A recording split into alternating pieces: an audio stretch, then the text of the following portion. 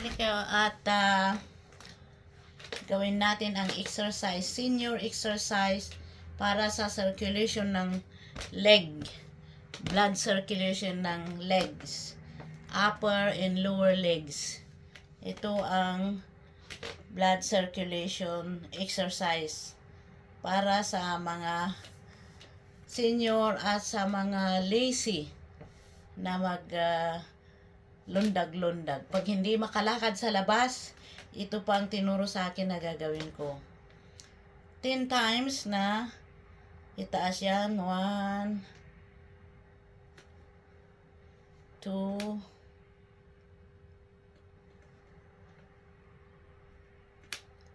4, 5, 6. Actually, isa yung ganyan. 1 pair.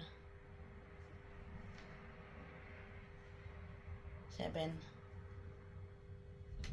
8, 9, 10. Tapos 1, 2, 3, 4, 5, 6, 7, 8, 9, 10. Dalawang pa kaya 20. 14, 15, 16, 17, 18, 19, 20. Tapos 1, 2, 3, 4, 5, 20 rin kasi dalawang pa ay 7, 8, 9, 10, 11, 12, 13, Evelyn, 14, 15, 16, 17, 18, 19, 20. And then 5 each. 1, 2, 3, 4, 5. 1, 2, 3, 4, 5. Tapos, pabalik ng ikot. Di ba kanina ganyan? So, ganyan naman. 1, 2, 3, 4, 5. 1, 2, 3, 4, 5. Ay, napagod na ako. So, yun po ang exercise ng blood circulation dito sa leeg. Kasi yan ang mahirap sa matatanda ngayon na sumasakit ang mga leeg. Pero pag ganyan, inuulit natin 10 times ito.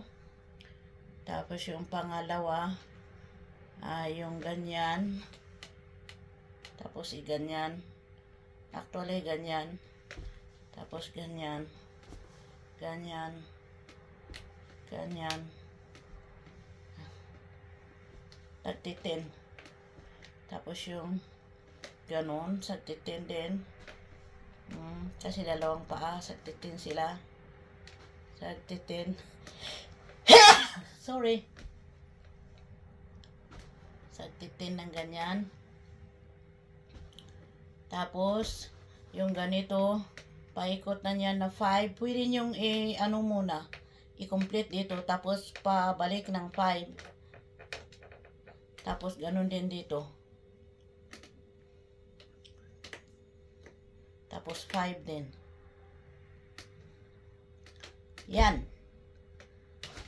Try natin yan sa actually araw-araw pwedeng gagawin. Dahil lifestyle na. Lifestyle na pag hindi ka makalakad, pag hindi ka makalabas na lalakad, katulad ko na may alaga ako, kaya hindi ako pwedeng lalabas araw-araw. Kaya ito ang ini-exercise ko. Minsan din naka-flat din ako sa sahig.